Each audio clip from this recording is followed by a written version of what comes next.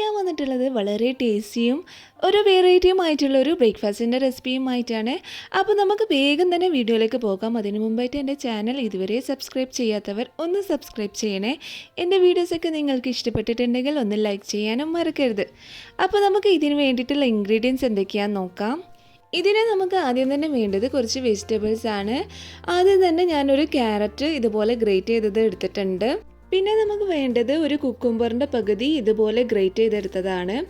ഇനി നമുക്ക് വേണ്ടത് ഒരു അരക്കപ്പ് മല്ലിയില അരിഞ്ഞെടുത്തതാണ്.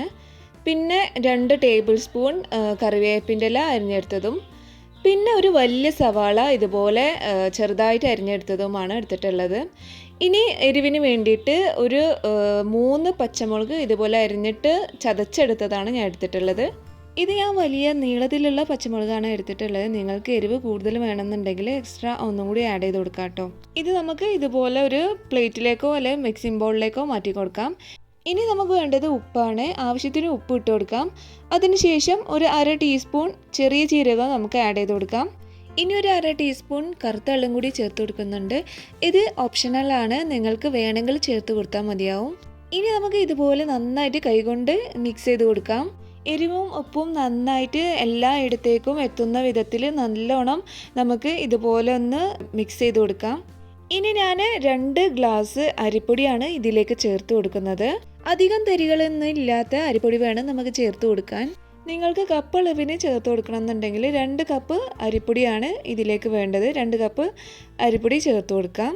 രണ്ടാമത്തെ ഗ്ലാസ് അരിപ്പൊടിയും കൂടി ചേർത്ത് കൊടുക്കാം. അതിനുശേഷം നമുക്കിത് നന്നായിട്ടൊന്ന് കൈകൊണ്ടൊന്ന് മിക്സ് ചെയ്ത് കൊടുക്കണം. ഇതുപോലെ അരിപ്പൊടിയും എല്ലാ വെജിറ്റബിൾസും നന്നായിട്ട് മിക്സായി കിട്ടുന്ന വിധത്തിൽ നന്നായിട്ട് ഇതുപോലെ കൈകൊണ്ട് മിക്സ് ചെയ്ത് കൊടുക്കാം. ഇനി നമുക്കിതിലേക്ക് ചൂടുവെള്ളമാണ് ഒഴിച്ചു കൊടുക്കേണ്ടത്. ഇത് നല്ല തിളച്ച വെള്ളമല്ല, കുറച്ച് ചൂടുള്ള വെള്ളമാണ് നമ്മൾ ഒഴിച്ചു കൊടുക്കുന്നത്.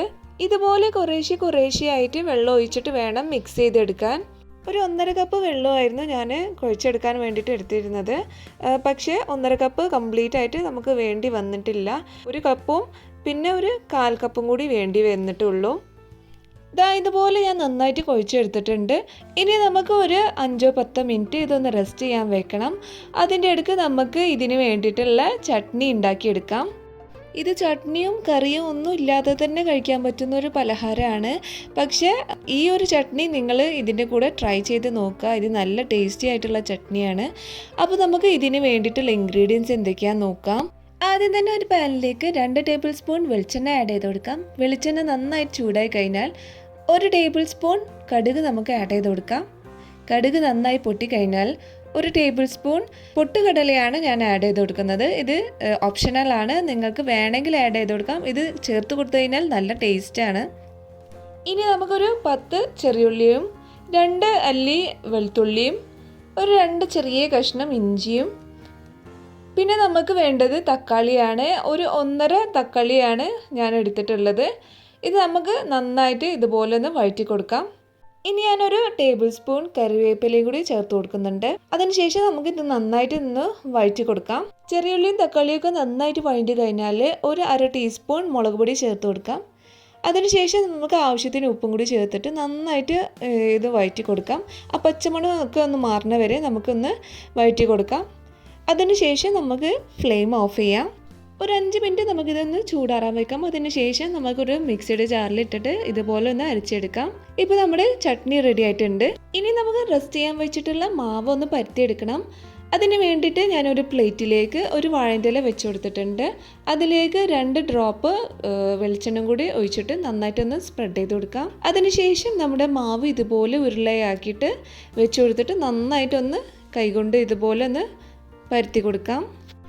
ഇതുപോലെ കൈയൊന്ന് നനച്ച് കൊടുത്തു കഴിഞ്ഞാൽ നമുക്ക് പെട്ടെന്ന് തന്നെ ഇത് പരത്തിയെടുക്കാൻ പറ്റും. ഈ ഒരു തിക്നെസ്സിൽ വേണം നമുക്കിതൊന്ന് പരത്തിയെടുക്കാൻ. ഓവർ തിക്കാവാൻ പാടില്ല, ഓവർ നൈസ് ആവാനും പാടില്ല. ആ ഒരു മീഡിയം ലെവലിൽ വേണം നമ്മൾ പരത്തിയെടുക്കാൻ. ഇനി ഞാനൊരു പാന് ചൂടാക്കാൻ വെച്ചതിന് ശേഷം കുറച്ച് വെള്ളം കൊടിഞ്ഞു കൊടുത്തിട്ടുണ്ട്. അതിനുശേഷം നമ്മുടെ പരത്തി വെച്ചിട്ടുള്ള മാവ് ഇതുപോലെ ഇട്ട് കൊടുക്കാം. ഒരു 2 സെക്കൻഡ് നമുക്ക് ഇതുപോലെ റെസ്റ്റ് ചെയ്യാൻ വെച്ചതിന് ശേഷം മുകളിലെ ഇല ഒന്ന് മാറ്റി കൊടുക്കാം. ഇനി നമുക്ക് സാധാരണ പത്തിരി ചുട്ടെടുക്കുന്ന പോലെ തന്നെ നമുക്ക് തിരിച്ചും മറിച്ചൊക്കെ ഇട്ടിട്ട് ചുട്ടെടുക്കാം. കുറച്ച് ഡ്രോപ്പ് ഓയിലും കൂടി ഞാൻ ഇതിലേക്ക് ചേർത്ത് കൊടുത്തിട്ടുണ്ട്. നിങ്ങൾക്ക് വേണമെങ്കിൽ ചേർത്ത് കൊടുക്കാം, ഓയിൽ വേണ്ടാന്നുണ്ടെങ്കിൽ സ്കിപ്പ് ചെയ്യാം കേട്ടോ. ഒരു വശം നന്നായിട്ട് നെരിഞ്ഞ് കിട്ടി കഴിഞ്ഞാൽ നമുക്കിതൊന്ന് മറിച്ചിട്ട് കൊടുക്കാം. ഇപ്പോൾ ഇതാ ഏകദേശം ഇത് റെഡി ആയിട്ടുണ്ട്. ഇതൊരു മീഡിയം ലോ ഫ്ലെയിമിൽ ഇട്ടിട്ട് വേണം നമ്മൾ ചുട്ടെടുക്കാൻ. ഇതുപോലെ ബാക്കിയുള്ളതും കൂടി നമുക്കൊന്ന് ചുട്ടെടുക്കാം. നമ്മൾ നേരത്തെ ചെയ്ത പോലെ തന്നെ തിരിച്ചും മറിച്ചും ഇട്ടിട്ട് ഉള്ളെല്ലാം നന്നായിട്ട് വെന്ത് കിട്ടുന്ന വിധത്തിൽ നമ്മൾ ചുട്ടെടുക്കണം. ഇപ്പോൾ ഇതാ ഞാൻ ബാക്കിയുള്ളതെല്ലാം ചുട്ടെടുത്തിട്ടുണ്ട്. ഇനി നമുക്കിതൊരു സെർവിങ് പ്ലേറ്റിലേക്ക് മാറ്റി കൊടുക്കാം. ഇത് നമുക്ക് രാവിലെ ആണെങ്കിലും രാത്രിയാണെങ്കിലും പെട്ടെന്ന് തന്നെ ഉണ്ടാക്കിയെടുക്കാൻ പറ്റുന്ന ഒരു റെസിപ്പിയാണ്. എല്ലാവരും ഇതൊന്ന് ട്രൈ ചെയ്ത് നോക്കാം കേട്ടോ. വളരെ ഹെൽത്തിയുമായിട്ടുള്ളൊരു റെസിപ്പിയാണ്. അപ്പോൾ നിങ്ങളെല്ലാവരും ട്രൈ ചെയ്ത് നോക്കിയിട്ട് ഫീഡ്ബാക്സൊക്കെ കമൻറ്റ് ബോക്സിൽ അറിയിക്കുക കേട്ടോ. എൻ്റെ വീഡിയോസ് നിങ്ങൾ ആദ്യമായിട്ടാണ് കാണുന്നതെങ്കിൽ ഒന്ന് സബ്സ്ക്രൈബ് ചെയ്യണേ. അതിൻ്റെ അടുത്തുള്ള ബെല്ലൈക്കണും കൂടി പ്രസ് ചെയ്ത് കഴിഞ്ഞാൽ ഇനി ഞാൻ ഇടാൻ പോകുന്ന വീഡിയോസിൻ്റെ നോട്ടിഫിക്കേഷൻ നിങ്ങൾക്ക് ലഭിക്കുന്നതാണ്. എൻ്റെ വീഡിയോസ് നിങ്ങൾക്ക് ഇഷ്ടപ്പെട്ടിട്ടുണ്ടെങ്കിൽ ലൈക്ക് ചെയ്യാനും മറക്കരുത്. അപ്പോൾ നമുക്ക് അടുത്ത നല്ലൊരു വീഡിയോയുമായി കാണാം.